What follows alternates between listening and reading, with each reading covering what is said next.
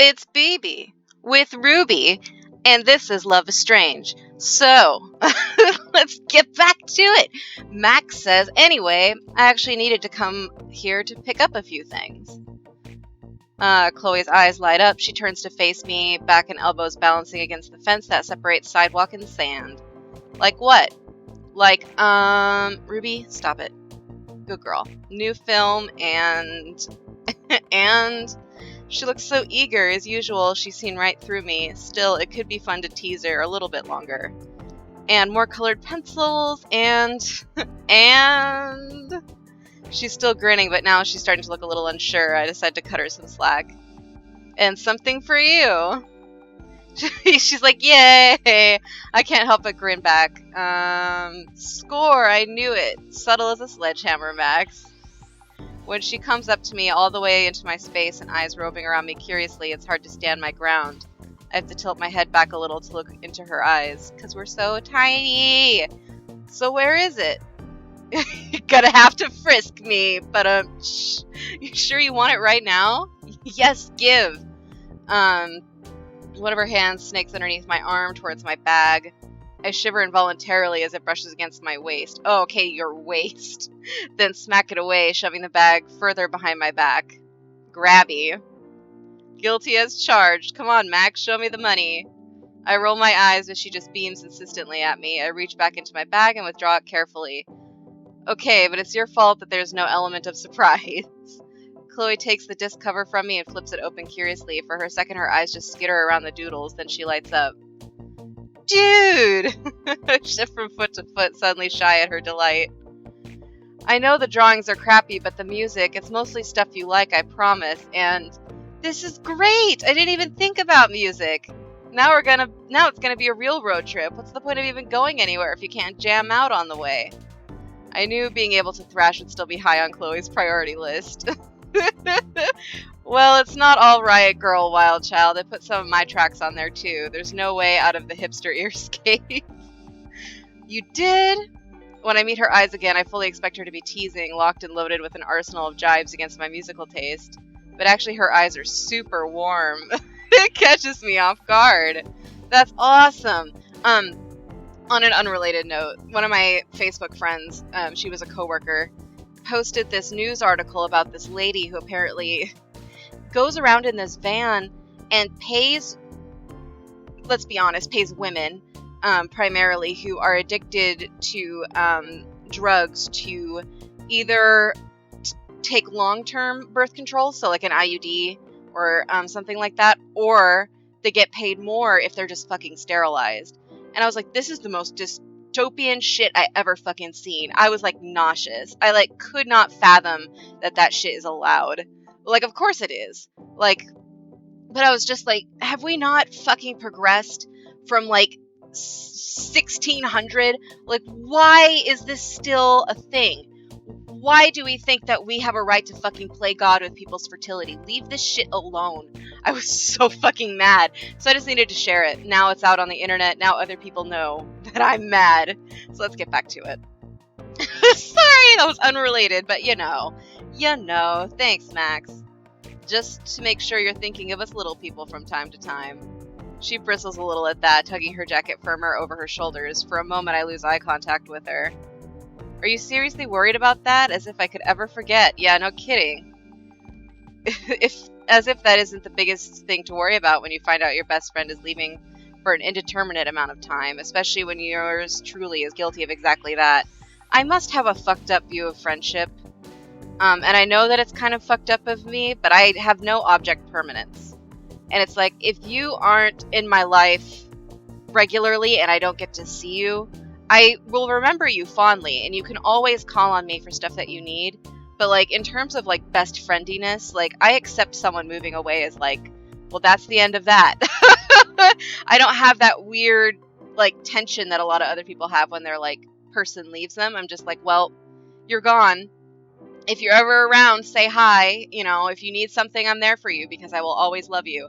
But, like, you're your own free agent and now you're out of my eyesight and I have nothing to do with you for now. Which, I don't know, maybe that is fucked up. But that's okay. It works for me. And I think it's partially due to the fact that we moved around a lot when I was a kid, and it was just like, I've always viewed friendships as kind of a temporary state, whereas people who really cleave to their friends and like, this is my family kind of stuff, like I can't really relate to that, and in fact it feels kind of a little suffocating to me, almost like possessive, and like kind of, it pushes my boundary too far. I don't appreciate friendships with people who are like that, where they're like, don't you forget about me when you leave. I'm like, fuck off. A, I won't. B, like, if I did, too fucking bad, I guess.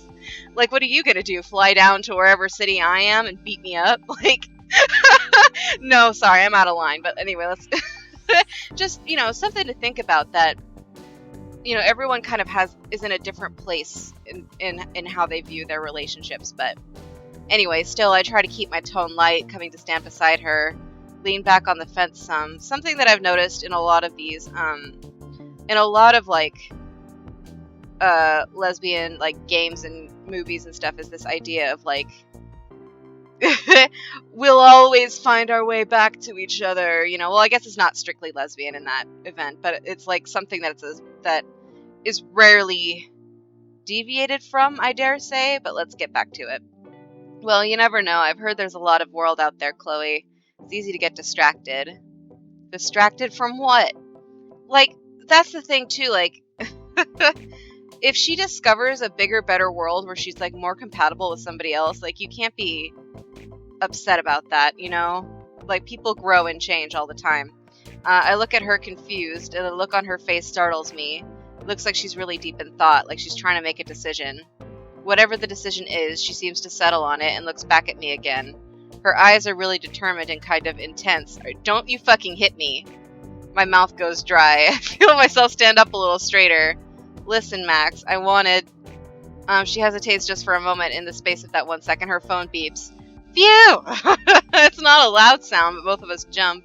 We glance at each other and I giggle as she huffs and reaches for her pocket. My heart's beating way too fast. It's Joyce. She wants me home early tonight so we can make dinner together or something. I'd barely given any thought to how Joyce must be taking this. Now there's a pang in my chest. You should go. But can I come too?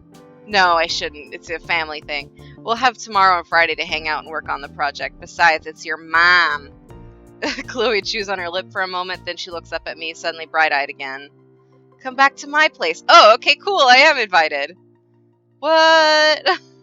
She grins at me, and she's biting her lip, as you would. Come on, it'll be great. It'll make Joyce happy, you know, just like old times. She'll adopt me when you're gone, and I'll be her new and better daughter, and you'll be forgotten about forever. Cooking together, blanket forts, pillow fights. It's a Wednesday. I have class tomorrow, and we're definitely going to need to crack down and take the contest photo, too. It's really no time to be staging impromptu sleepovers. Take a fucking photo at the sleepover! But Chloe's still beaming at me, insistent and almost coquettish. What? If I say okay and regret it later, then there's no one to blame but myself.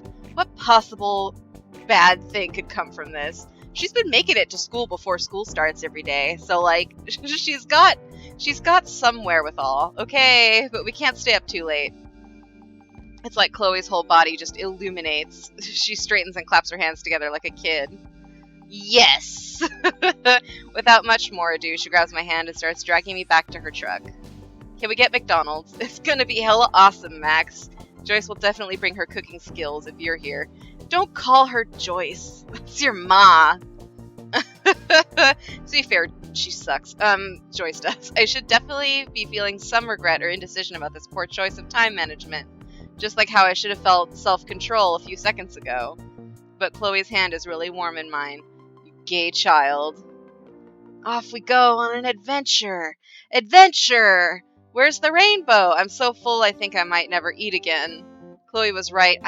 Something weird about me is I fill up super fast. I eat all day, but like, I sat down for lunch with my friends and I'm not even kidding, I had 4 mozzarella sticks and I was full.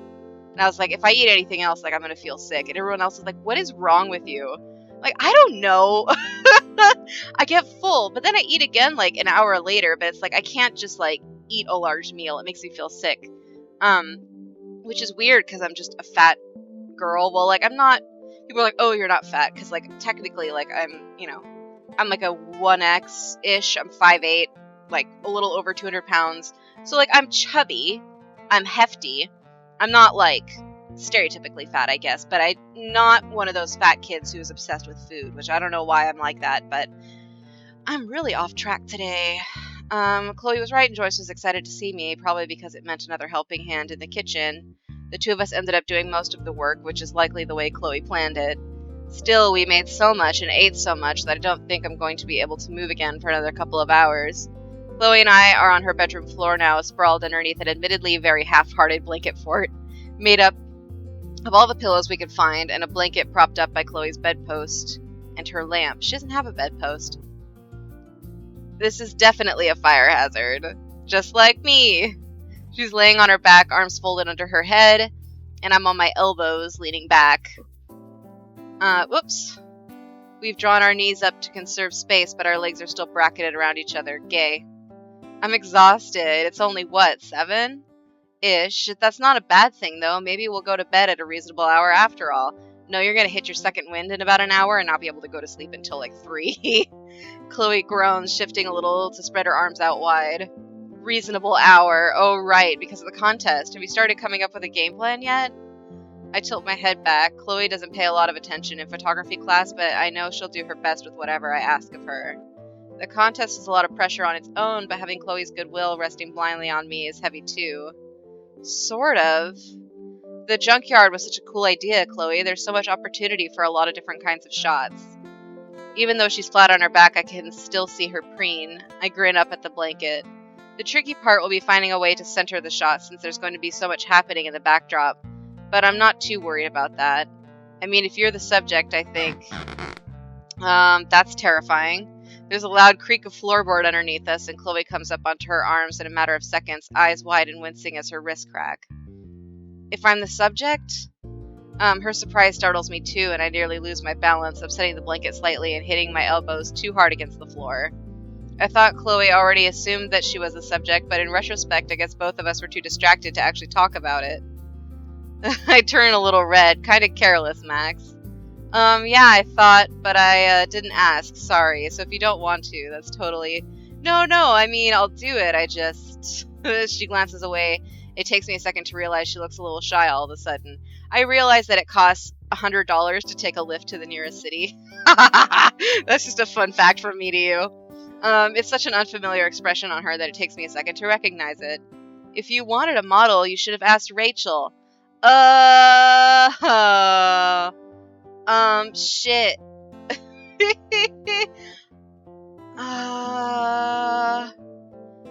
I don't know. This...